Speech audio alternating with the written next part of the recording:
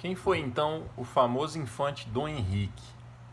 Ele é conhecido pelo nome, pelo título, né, pelo cognome de O Navegador. E esse é um título que faz muita justiça a ele, apesar de não fazer referência a tudo que se pode saber sobre ele. Ele não foi apenas um homem significativo, que teve papel significativo na história das navegações portuguesas. Ele foi isso também. O que mais? Quem mais foi o Dom Henrique? Para falar dele, eu vou usar ele como uma figura-chave para falar aí de pelo menos 50 anos, os primeiros 50 anos da expansão marítima portuguesa. Então eu vou repetir, assim a gente vai falar bastante dele aí nos próximos vídeos. Então olha só, ele nasceu em 1394. Vocês lembram que o pai dele, o Dom João I, mestre de Avis, subiu ao poder em 1385. Então, há 9 anos, 10 anos depois que o pai dele virou rei de Portugal, ele nasceu. Lembrando que ele é filho da Filipa de Lencastre, aquela inglesa, muito virtuosa e tal, que deu uma educação admirável para os filhos, a ínclita geração. Repetindo isso também, é uma das expressões que Camões usou para se referir aos filhos de Dom João I.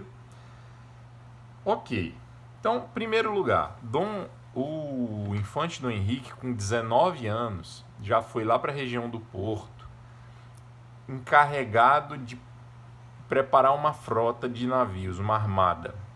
E 2 anos depois, em 1415, ele vai lutar em Ceuta. Tá? Então, vamos fazer as contas aqui. Ele nasce em 1394 e em 1415, portanto, com 21 anos, ele está indo lutar em Ceuta. E ele, 2 anos antes de partir, já participou, liderou ali a construção, a preparação da armada que iria para o norte da África.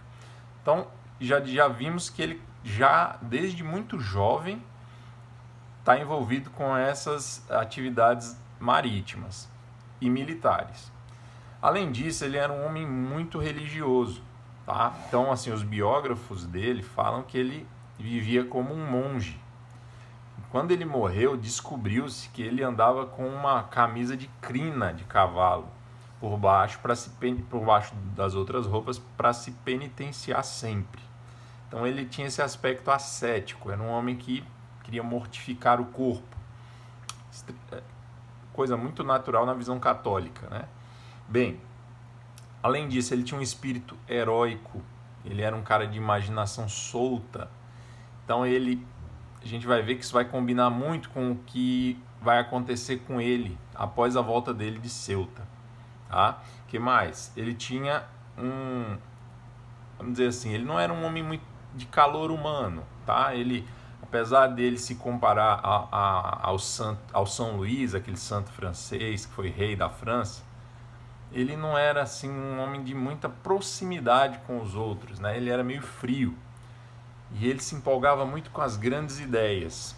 E talvez por isso, por causa dessa imaginação fértil e por causa desse desejo de fazer grandes coisas, ele tenha desempenhado o papel que desempenhou. Ousado e quando ele volta de Ceuta, eles conquistam Ceuta. Ele não volta imediatamente, a gente já viu que ele e o irmão dele, um dos irmãos dele, ficam em Ceuta por um tempo.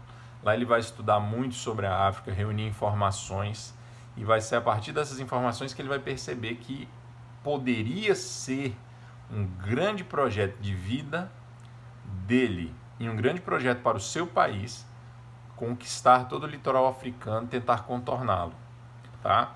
E por quê? Porque ele queria atingir as riquezas africanas não partindo de Ceuta para o interior da África. Ele achava mais inteligente contornar o continente africano e adentrar pelos grandes rios, como o Rio Senegal, por exemplo.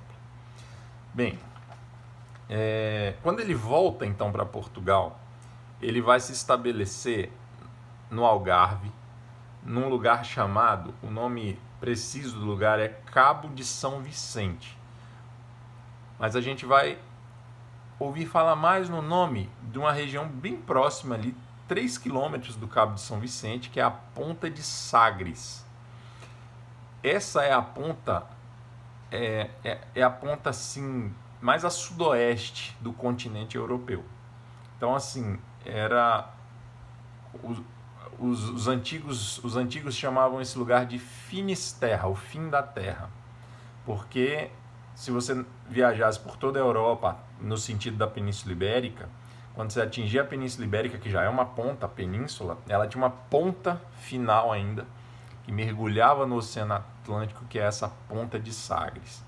Ele vai se estabelecer ali. É dali que ele vai comandar os primeiros 50 anos das grandes navegações portuguesas. E é ali que ele vai fundar. Agora, vamos lá. Isso ainda eu vou explicar em outro vídeo, tá? Então, assim, só para anunciar. Ele vai fundar um centro de estudos náuticos que por muito tempo foi conhecido como Escola de Sagres, mas questiona-se muito se houve ou não uma escola formal.